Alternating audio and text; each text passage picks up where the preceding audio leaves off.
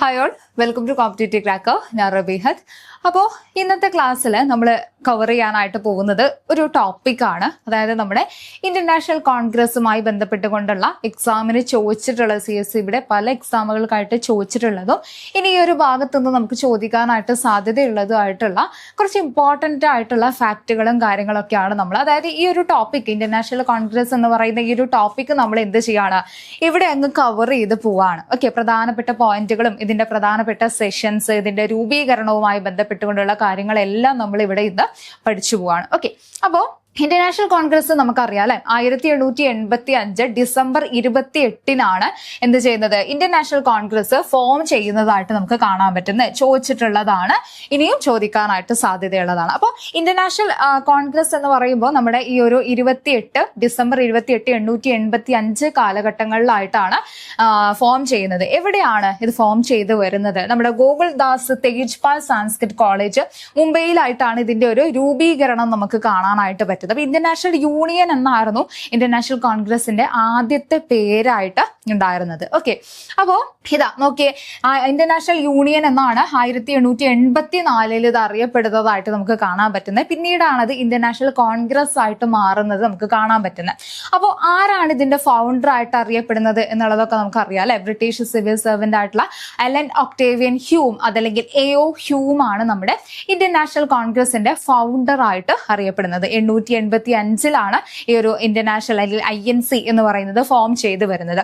അപ്പൊ ഇതിന്റെ ആദ്യത്തെ പ്രസിഡന്റ് ആയിട്ടുണ്ടായിരുന്ന വ്യക്തിയായിരുന്നു WC ബാനർജി എന്ന് പറയുന്നത്.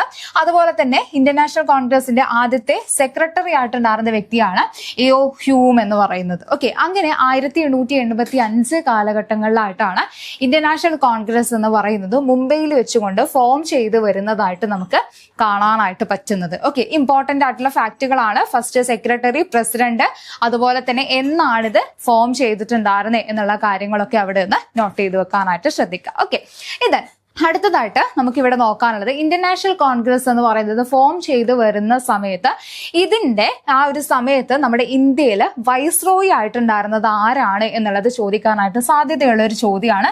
ലോർഡ് ഡഫ്രിൻ ആയിരുന്നു കേട്ടോ. ലോർഡ് ഡഫ്രിൻ ആയിരുന്നു 1885 ഇന്ത്യയിലെ വൈസ്രോയി ആയിട്ടുണ്ടായിരുന്നത്. ഓക്കെ, അദ്ദേഹത്തിന്റെ സമയത്താണ് ഈ പറയുന്ന ഇന്റർനാഷണൽ കോൺഗ്രസ് എന്ന് പറയുന്നത് ഫോം ചെയ്ത് വരുന്നത്. അപ്പൊ നമുക്കറിയാം ഇന്റർനാഷണൽ കോൺഗ്രസിന്റെ ഒരുപാട് സെഷൻസ് നടക്കുന്നതായിട്ട് നമുക്ക് കാണാൻ പറ്റുന്നുണ്ട് അല്ലെ. അപ്പൊ ഇതിന്റെ ആദ്യത്തെ സെഷൻ എന്ന് പറയുന്നത്, ഫസ്റ്റ് സെഷനിൽ ഏകദേശം 72 ആളുകളാണ് പാർട്ടിസിപ്പേറ്റ് ചെയ്തിട്ടുണ്ടായിരുന്നത്. ഇന്റർനാഷണൽ കോൺഗ്രസിന്റെ ആദ്യത്തെ സെഷനിൽ പാർട്ടിസിപ്പേറ്റ് ചെയ്ത ആളുകളുടെ എണ്ണം എന്ന് പറയുന്നത് എത്രയാണ്? 72 എന്നുള്ളത് നമുക്ക് കാണാനായിട്ട് പറ്റും. അപ്പൊ ആ കാര്യം കൂടെ അവിടെ ഒന്ന് നോട്ട് ചെയ്ത് വെക്കാനായിട്ട് ശ്രദ്ധിക്കുക. ഓക്കെ, അതുപോലെ തന്നെ നമ്മുടെ ഈ മറ്റൊരു പ്രധാന പോയിന്റ് എന്ന് പറയുന്നത്, first Malayali to attend international congress session. International കോൺഗ്രസിന്റെ സെഷൻ അറ്റൻഡ് ചെയ്തിട്ടുണ്ടായിരുന്ന ആദ്യത്തെ മലയാളി ആരാണ് എന്നുള്ളതാണ്. അത് GP പിള്ളയാണ് എന്നുള്ള കാര്യം കൂടെ അവിടെ ഒന്ന് നോട്ട് ചെയ്ത് വെക്കുക. ഓക്കെ, GP പിള്ളയായിരുന്നു ഇന്റർനാഷണൽ കോൺഗ്രസിന്റെ ആദ്യത്തെ സെഷൻ അറ്റൻഡ് ചെയ്തിട്ടുണ്ടായിരുന്ന മലയാളി എന്ന് പറയുന്നത്. ഓക്കെ, അതുപോലെ തന്നെ ഇന്റർനാഷണൽ കോൺഗ്രസിന്റെ ഈ ഒരു റെസൊല്യൂഷനുമായി ബന്ധപ്പെട്ടുകൊണ്ട് ഫസ്റ്റ് റെസൊല്യൂഷൻ എന്ന് പറയുന്നത്, ഇന്റർനാഷണൽ കോൺഗ്രസിന്റെ ആദ്യത്തെ റെസൊല്യൂഷൻ മൂവ് ചെയ്തിട്ടുണ്ടായിരുന്നത് ആരാണ് എന്ന് ചോദിച്ചാൽ G. സുബ്രഹ്മണ്യ അയ്യർ ആണ് കേട്ടോ. G. സുബ്രഹ്മണ്യ അയ്യർ ആയിരുന്നു ഇന്റർനാഷണൽ കോൺഗ്രസിന്റെ ആദ്യത്തെ ഒരു റെസൊല്യൂഷൻ എന്ന് പറയുന്നത് മൂവ് ചെയ്യുന്നതായിട്ട് നമുക്ക് കാണാൻ പറ്റുന്നത്. അപ്പൊ ഇമ്പോർട്ടന്റ് ആയിട്ടുള്ള പോയിന്റുകൾ, വൈസ്രോയി ആരായിരുന്നു എന്നുള്ളത് ഓർമ്മിച്ച് വെക്കുക. അതുപോലെ തന്നെ ഫസ്റ്റ് മലയാളി, ഇന്റർനാഷണൽ കോൺഗ്രസിന്റെ ഒരു സെഷൻ അറ്റൻഡ് ചെയ്തിട്ടുണ്ടായിരുന്ന ആദ്യത്തെ മലയാളി ആരായിരുന്നു എന്നുള്ള കാര്യം കൂടെ അവിടെ ഒന്ന് നോട്ട് ചെയ്ത് വെക്കാനായിട്ട് ശ്രദ്ധിക്കുക. ഓക്കെ, ഇതൊക്കെ പലതവണയായിട്ട് ചോദിച്ചിട്ടുള്ള കാര്യങ്ങൾ തന്നെയാണ്. ഇനി അതുപോലെ തന്നെ നമ്മുടെ മറ്റൊരു പ്രധാനപ്പെട്ട പ്രീവിയസ് ഇയർ ക്വസ്റ്റ്യനിൽ വന്നിട്ടുള്ള ഒരു കാര്യമാണ്, ഫസ്റ്റ് മലയാളി പ്രസിഡന്റ് ഓഫ് INCയുടെ പ്രസിഡന്റ് ആയിട്ടുള്ള ആദ്യത്തെ മലയാളി ആരാണ് എന്ന് ചോദിക്കുന്നത്. അപ്പൊ അതാരാണ്? C. ശങ്കരൻ നായരാണ് അല്ലെ. ചേറ്റൂർ ശങ്കരൻ നായരാണ് നമ്മുടെ ഇന്റർനാഷണൽ കോൺഗ്രസിന്റെ പ്രസിഡന്റ് ആയിട്ടുള്ള ആദ്യത്തെ മലയാളി എന്നുള്ള കാര്യം കൂടെ അവിടെ ഓർമ്മിച്ച് വെക്കുക.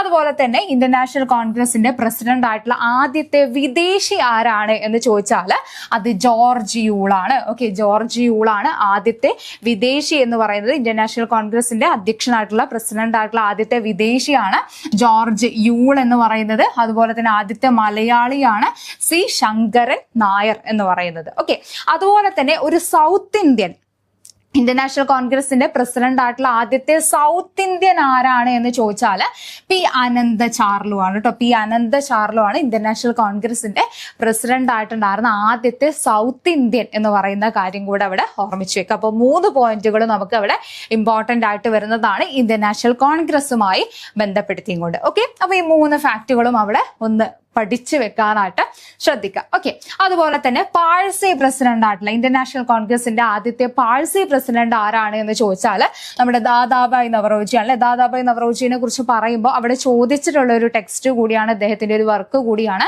The poverty and un-British rule in India എന്ന് പറയുന്ന ടെക്സ്റ്റ് അല്ലെ. അതുകൂടെ അവിടെ ഒന്ന് ഓർമ്മിച്ചു വെക്കുക. ഡ്രെയിൻ ഓഫ് വെൽത്തിനെ കുറിച്ച് പറയുന്ന ദാദാഭായ് നവറോജിയുടെ വർക്കാണ് ഏത്, ഈ പറയുന്ന poverty and un-British rule in India എന്ന് പറയുന്നത്. അപ്പൊ അദ്ദേഹമാണ് ഇന്ത്യൻ നാഷണൽ കോൺഗ്രസിന്റെ പ്രസിഡന്റ് ആയിട്ടുള്ള ആദ്യത്തെ പാഴ്സി എന്നുള്ള കാര്യം കൂടെ അവിടെ ഓർമ്മിക്കുക. അതുപോലെ തന്നെ ഇന്ത്യൻ നാഷണൽ കോൺഗ്രസിന്റെ പ്രസിഡന്റ് ആയിട്ടുള്ള ആദ്യത്തെ മുസ്ലിം പ്രസിഡന്റ് ആരാണ് എന്ന് ചോദിച്ചാൽ ബദ്രുദ്ദീൻ ത്യാബ്ജി ആണ്. ഓക്കെ, ബദ്രുദ്ദീൻ ത്യാബ്ജി ആണ് ഇന്ത്യൻ നാഷണൽ കോൺഗ്രസിന്റെ ആദ്യത്തെ മുസ്ലിം പ്രസിഡന്റ് ആയിട്ടുള്ള വ്യക്തി. ഓക്കെ, അതുപോലെ തന്നെ ഫസ്റ്റ് ആക്ടിംഗ് പ്രസിഡന്റ് ആയിട്ട് വന്നിട്ടുണ്ടായിരുന്നത് ഹക്കീം അജ്മൽ ഖാൻ ആണ് കേട്ടോ. ഹക്കീം അജ്മൽ ഖാൻ ആണ് ഇന്ത്യൻ നാഷണൽ കോൺഗ്രസിന്റെ ആദ്യത്തെ ആക്ടിംഗ് പ്രസിഡന്റ് ആയിട്ട് വന്നിട്ടുണ്ടായിരുന്നത് എന്നുള്ള കാര്യം കൂടെ അവിടെ ഓർമ്മിക്കുക. അപ്പോൾ first Parsi president, Muslim president, acting president Dadabhai Naoroji വരുന്നുണ്ട്, ബദ്രുദ്ദീൻ ത്യാബ്ജി വരുന്നുണ്ട്, അജ്മൽ ഖാനും വരുന്നുണ്ട് കേട്ടോ.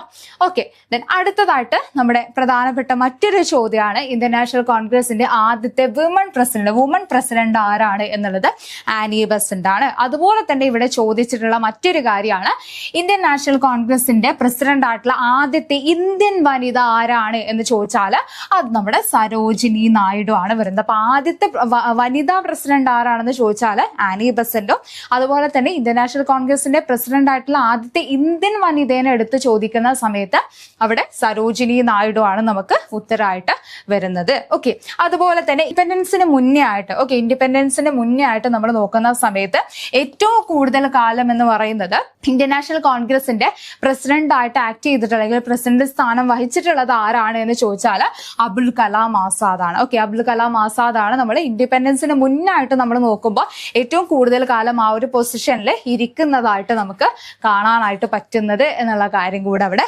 ഓർമ്മിച്ചു വെക്കുക. ഓക്കെ, അതുപോലെ തന്നെ ഇന്ത്യയുടെ ഇൻഡിപെൻഡൻസിന്റെ സമയത്ത് ആരായിരുന്നു INCയുടെ പ്രസിഡന്റ് ആയിട്ടുണ്ടായിരുന്നേ ചോദിക്കുകയാണെന്നുണ്ടെങ്കിൽ അത് JB കൃപലാനി ആയിരുന്നു. JB കൃപലാനിയാണ്. നമുക്കറിയാം നമ്മുടെ ഈ പറയുന്ന ഭരണഘടനാ അസംബ്ലിയിലൊക്കെ ആദ്യമായിട്ട് അതിന് അഭിസംബോധന ചെയ്യുന്നത് ആര് തന്നെയാണ്, JB കൃപലാനി തന്നെയാണ്. അപ്പൊ അദ്ദേഹം തന്നെയാണ് എന്തായിട്ടുണ്ടായിരുന്നത്, ഇന്ത്യൻ നാഷണൽ കോൺഗ്രസ് അല്ലെങ്കിൽ നമ്മുടെ ഇന്ത്യ ഇൻഡിപെൻഡന്റ് ആവുന്ന സമയത്ത് 1947 ഇന്ത്യൻ നാഷണൽ കോൺഗ്രസിന്റെ പ്രസിഡന്റ് ആയിട്ട് നമുക്ക് കാണാനായിട്ട് പറ്റുന്നത്. ഓക്കെ, അതുപോലെ തന്നെ ഏറ്റവും കൂടുതൽ കാലം INCയുടെ പ്രസിഡന്റ് ആയിട്ടുള്ളത് ബിഫോർ ഇൻഡിപെൻഡൻസിന് മുന്നേ നമ്മൾ നോക്കി. ഇനി അതുപോലെ തന്നെ ഏറ്റവും കൂടുതൽ കാലം INCയുടെ പ്രസിഡന്റ് ആയിട്ടുണ്ടായിരുന്നത് ആരാണ്, സോണിയ ഗാന്ധിയാണ് എന്നുള്ള കാര്യം കൂടെ അവിടെ ഓർമ്മിച്ചത്. ഇതെല്ലാം ബേസിക് ആയിട്ടുള്ള കാര്യങ്ങൾ തന്നെയാണ്, പലതും നമുക്ക് അറിയുന്ന കാര്യങ്ങൾ തന്നെയാണ്, പക്ഷെ ചോദ്യം വന്നിട്ടുള്ളതാണ്. ഏറ്റവും കൂടുതൽ കാലം INCയുടെ പ്രസിഡന്റ് ആയിട്ട് ഇരുന്നത് ആരാണ്, സോണിയ ഗാന്ധിയാണ് എന്നുള്ള കാര്യം കൂടെ അവിടെ ഒന്ന് നോട്ട് ചെയ്ത് വെക്കാനായിട്ട് ശ്രദ്ധിക്കുക. ഓക്കെ, ഇനി നമുക്ക് ബേസിക് ആയിട്ടുള്ള കുറെ കാര്യങ്ങൾ നമ്മൾ പഠിച്ചു. ഇനി അതിന്റെ പ്രധാനപ്പെട്ട സെഷൻസ് ആണ് നമുക്കിനി പറഞ്ഞു പോകാനുള്ളത്. ഇന്ത്യൻ നാഷണൽ കോൺഗ്രസിന്റെ ഒരുപാട് സെഷൻസ് നടന്നിട്ടുണ്ട്. എല്ലാം നമുക്ക് ഇമ്പോർട്ടന്റ് അല്ല, പ്രധാനപ്പെട്ട സെഷൻസ് ആണ് നമുക്ക് പറഞ്ഞു പോകാനായിട്ടുള്ളത്. അതിൽ ഒന്നാമത്തെ സെഷൻ നമ്മൾ പറയുന്ന സമയത്ത് നമ്മൾ കണ്ടു അല്ലെ, 72 ആളുകളാണ് ഒന്നാമത്തെ സെഷനിൽ ഇന്ത്യൻ നാഷണൽ കോൺഗ്രസിന്റെ ഒന്നാമത്തെ സെഷനിൽ പാർട്ടിസിപ്പേറ്റ് ചെയ്തിട്ടുണ്ടായിരുന്നത്. 885 നടക്കുന്നത്. WC ബാനർജി ആയിരുന്നു അതിന്റെ, ഉമേഷ് ചന്ദ്ര ബാനർജി അല്ലെങ്കിൽ WC ബാനർജി ആയിരുന്നു ഒന്നാമത്തെ സെഷനിൽ ഇന്ത്യൻ നാഷണൽ കോൺഗ്രസിന്റെ പ്രസിഡന്റ് ആയിട്ടുണ്ടായിരുന്നത്. അപ്പോൾ ഇവിടെയാണ് നമ്മുടെ ഇന്ത്യൻ നാഷണൽ കോൺഗ്രസ് എന്ന് പറയുന്നത് ഫോം ചെയ്ത് വരുന്നതായിട്ട് നമുക്ക് കാണാൻ പറ്റുന്നത്. രണ്ടാമത്തെ സെഷനിലോട്ട് നമ്മൾ നോക്കുന്ന സമയത്ത് എവിടെയാണ്, ബോംബെയിൽ വെച്ചുകൊണ്ടാണ് നടക്കുന്നത്. 86 തൊട്ടടുത്ത വർഷം തന്നെ നടന്നു. ദാദാഭായ് നവറോജി നമ്മൾ ഓൾറെഡി കണ്ടു, ആദ്യത്തെ പാഴ്സി പ്രസിഡന്റ് ആയിരുന്നു ദാദാഭായ് നവറോജി എന്ന് പറയുന്നത്. അപ്പൊ അദ്ദേഹം ആയിരുന്നു രണ്ടാമത്തെ സെഷനിൽ എന്തായിട്ടുണ്ടായിരുന്നത്, അധ്യക്ഷനായിട്ട് അല്ലെങ്കിൽ പ്രസിഡന്റ് ആയിട്ടുണ്ടായിരുന്നത്. അത് കഴിഞ്ഞ് മൂന്നാമത്തെ സെഷനിലോട്ട് നമ്മൾ പോകുമ്പോൾ അത് കഴിഞ്ഞുള്ള തൊട്ടടുത്ത വർഷം 85, 86 ദെൻ 87 മദ്രാസിൽ വെച്ചുകൊണ്ടാണ് മൂന്നാമത്തെ സെഷൻ നടക്കുന്നതായിട്ട് നമുക്ക് കാണാൻ പറ്റുന്നത്. സയ്യിദ് ബദറുദ്ദീൻ ത്യാബ്ജി, ഓക്കെ, ബദറുദ്ദീൻ ത്യാബ്ജി ആയിരുന്നു അന്ന് അതിന്റെ പ്രസിഡന്റ് ആയിട്ടുണ്ടായിരുന്നത് എന്ന് നമുക്ക് കാണാൻ പറ്റും. ഓക്കെ, ബദറുദ്ദീൻ ത്യാബ്ജി ആയിരുന്നു എന്തിന്റെ മൂന്നാമത്തെ സെഷനിൽ ഇന്ത്യൻ നാഷണൽ കോൺഗ്രസിന്റെ സെഷനിൽ അധ്യക്ഷനായിട്ടുണ്ടായിരുന്നത്. ഓക്കെ, അപ്പൊ ഒന്നാമത്തെ സെഷൻ ഓർമ്മിച്ച് വെക്കുക. അത് പലതും പല രീതിയിൽ ക്വസ്റ്റ്യൻസ് വന്നിട്ടുള്ള ഒരു ഏരിയ ആണ്. ഓക്കെ, ഇനി നാലാമത്തെ സെഷനിലോട്ട് നമ്മൾ പോകുമ്പോൾ അലഹാബാദിൽ വെച്ചുകൊണ്ടാണ് നാലാമത്തെ സെഷൻ 888 കാലഘട്ടങ്ങളിലായിട്ട് നമുക്ക് കാണാൻ പറ്റുന്നത്. അപ്പോൾ ജോർജ് യൂൾ ആയിരുന്നു അന്ന് ഈ പറയുന്ന നാലാമത്തെ സെഷനിൽ ഇന്ത്യൻ നാഷണൽ കോൺഗ്രസിന്റെ പ്രസിഡന്റ് ആയിട്ടുണ്ടായിരുന്നത്. അപ്പൊ ഈ ജോർജ് യൂളിന്റെ പ്രത്യേകത എന്താ നമ്മൾ ഓൾറെഡി പറഞ്ഞു. ഇന്ത്യൻ നാഷണൽ കോൺഗ്രസിന്റെ പ്രസിഡന്റ് ആയിട്ടുള്ള ആദ്യത്തെ ഇംഗ്ലീഷുകാരന് ചോദിക്കുകയാണെന്നുണ്ടെങ്കിൽ അത് ആരാ വരുന്നത്? അത് ജോർജ് യൂൾ ആണ് വരുന്നതായിട്ട് നമുക്ക് കാണാനായിട്ട് പറ്റുന്നത്. ഓക്കെ, അപ്പോൾ ആദ്യത്തെ പ്രധാനപ്പെട്ട 4 സെഷൻസ് അവിടെ ഓർമ്മിച്ച് വെക്കുക. ബാക്കിയുള്ളതെല്ലാം ഇമ്പോർട്ടന്റ് ആയിട്ടുള്ളത് മാത്രം നമുക്ക് അവിടെ പഠിച്ചു വെച്ചാൽ മതി. ഓക്കെ, പിന്നീട് 896 കാലഘട്ടങ്ങളിലായിട്ട് കൽക്കട്ടയിൽ വെച്ചുകൊണ്ട് INCയുടെ ഒരു സെഷൻ നടക്കുന്നുണ്ട്. ഓക്കെ, റഹ്മത്തുള്ള സയാനി ആയിരുന്നു അതിന്റെ അധ്യക്ഷനായിട്ട് കൽക്കട്ട സെഷനിൽ ഉണ്ടായിരുന്നത്. എന്താണ് ആ ഒരു കൽക്കട്ട സെഷന്റെ ഇമ്പോർട്ടൻസ് എന്നുള്ളത് നിങ്ങൾ പഠിച്ചു വെക്കുക. വന്ദേ മാതരം, നമ്മുടെ നാഷണൽ സോങ് ആയിട്ടുള്ള വന്ദേ മാതരം എന്ന് പറയുന്നത് ആദ്യമായിട്ട് പാടിയിട്ടുണ്ടായിരുന്നത് ഇന്ത്യൻ നാഷണൽ കോൺഗ്രസിന്റെ ഏത് സെഷനിലാണ് എന്ന് ചോദിച്ചാൽ 896 കൽക്കട്ട സെഷനിലാണ്. റഹ്മത്തുള്ള സയാനി ആയിരുന്നു അന്ന് ആ സെഷനിൽ അധ്യക്ഷനായിട്ടുണ്ടായിരുന്നേ എന്നുള്ള കാര്യം കൂടെ അവിടെ ഓർമ്മിച്ച് വെക്കുക. അപ്പൊ അതിലാണ് ആ ഒരു സെഷനിൽ വെച്ചുകൊണ്ടാണ് നമ്മുടെ വന്ദേ മാതരം എന്ന് പറയുന്നത് ആദ്യമായിട്ട് പാടുന്നതായിട്ട് നമുക്ക് കാണാൻ പറ്റുന്നത്. ഓക്കെ, അതുപോലെ തന്നെ 897 തൊട്ടടുത്ത വർഷമാണ് അമരാവതി സെഷൻ നടക്കുന്നത്. അതിലാണ് C ശങ്കരൻ നായർ എന്ന് പറയുന്നത്, നമ്മൾ ഓൾറെഡി കണ്ടുല്ലേ, മലയാളി, അതായത് ഇന്ത്യൻ നാഷണൽ കോൺഗ്രസിന്റെ അധ്യക്ഷനായിട്ടുള്ള ഒരു മലയാളി ആരാണ്? ആദ്യ മലയാളി ആരാണ് എന്ന് ചോദിച്ചാൽ C ശങ്കരൻ നായരാണ്. അപ്പൊ അദ്ദേഹം ഏത് സെഷനിലായിരുന്നു, INCയുടെ ഏത് സെഷനിലായിരുന്നു ഈ അധ്യക്ഷനായിട്ടുണ്ടായിരുന്നേ എന്ന് ചോദിക്കുകയാണെന്നുണ്ടെങ്കിൽ 897 അമരാവതി സെഷനിലായിരുന്നു എന്നുള്ള കാര്യം കൂടെ അവിടെ പഠിച്ചു വെക്കുക. ഇതെല്ലാം ഇമ്പോർട്ടന്റ് ആണ്, ചോദിച്ചിട്ടുള്ള കാര്യങ്ങളുമാണ്. ഓക്കെ, അത് കഴിഞ്ഞ് 1905 സെഷനിലോട്ട് നമ്മൾ വരുന്ന സമയത്ത് ബനാറസിൽ വെച്ചുകൊണ്ടാണ് ആ ഒരു സെഷൻ നടക്കുന്നത്. എന്താണ് അതിന്റെ ഇമ്പോർട്ടൻസ്? ഇവിടെ നോക്കിയേ, നമ്മുടെ സ്വദേശി മൂവ്മെന്റ്. ഓക്കെ, സ്വദേശി മൂവ്മെന്റ് അതുമായി ബന്ധപ്പെട്ടുകൊണ്ടുള്ള ഒരു ഫോമർ പ്രൊക്ലമേഷൻ എന്ന് പറയുന്നത് നടക്കുന്നത് നമുക്ക് കാണാൻ പറ്റുന്നത് 1905 ഈ പറയുന്ന ഗോപാൽ കൃഷ്ണ ഗോഖലെ അധ്യക്ഷനായിട്ടുണ്ടായിരുന്ന 1905 സെഷനിലായിരുന്നു എന്നുള്ള കാര്യം കൂടെ അവിടെ ഓർമ്മിച്ചു വെക്കുക. അതുപോലെ തന്നെ 1907 നമ്മൾ വരുമ്പോൾ അത് പ്രധാനപ്പെട്ട ഒരു സെഷനാണ് INCയുടെ, അതായത് സൂററ്റ് സെഷൻ എന്ന് പറയുന്നത്. നിങ്ങൾ സൂററ്റ് സ്പ്ലിറ്റിനെ കുറിച്ചൊക്കെ കേട്ടിട്ടുണ്ടാവും അല്ലെ? ഇന്ത്യൻ നാഷണൽ കോൺഗ്രസ് എന്ന് പറയുന്നത് ആശയപരമായിട്ടുള്ള പല വ്യത്യാസങ്ങളുടെയും കാരണം എന്താണ്? മിതവാദികൾ, തീവ്രവാദികൾ, അല്ലെങ്കിൽ മോഡറേറ്റ് ആൻഡ് എക്സ്ട്രീമിസ്റ്റുകൾ എന്ന് പറഞ്ഞുകൊണ്ട് രണ്ട് വിഭാഗങ്ങളായിട്ട്, രണ്ട് സ്പ്ലിറ്റുകളായിട്ട് പോകുന്നതായിട്ട് നമുക്ക് കാണാൻ പറ്റുന്നത് 1907 ഈ പറയുന്ന സൂററ്റ് സ്പ്ലിറ്റിലായിരുന്നു, അല്ലെങ്കിൽ സൂററ്റ് സെഷനിലായിരുന്നു. രാജ് ബിഹാരി ഘോഷ് ആയിരുന്നു അന്ന് അതിന്റെ ആ അധ്യക്ഷനായിട്ട്, ആ ഒരു ഇന്ത്യൻ നാഷണൽ കോൺഗ്രസിന്റെ സെഷന്റെ അധ്യക്ഷനായിട്ടുണ്ടായിരുന്നതായിട്ട് നമുക്ക് കാണാനായിട്ട് പറ്റുന്നത്. ഓക്കെ, അതുപോലെ തന്നെ നമ്മൾ ഓൾറെഡി ഡിസ്കസ് ചെയ്തിട്ടുണ്ടായിരുന്നു നമ്മുടെ ആദ്യത്തെ വനിതാ പ്രസിഡന്റ് അല്ലെ, ആനി ബസന്റ്. ആനി ബസന്റ് എന്ന് പറയുന്നത് ഇന്ത്യൻ നാഷണൽ കോൺഗ്രസിന്റെ ആദ്യത്തെ വനിതാ പ്രസിഡന്റ് ആയിട്ടുണ്ടായിരുന്ന വ്യക്തിയായിരുന്നു. 1917 കൽക്കട്ട സെഷനിലായിരുന്നു എന്തുണ്ടായിരുന്നത്?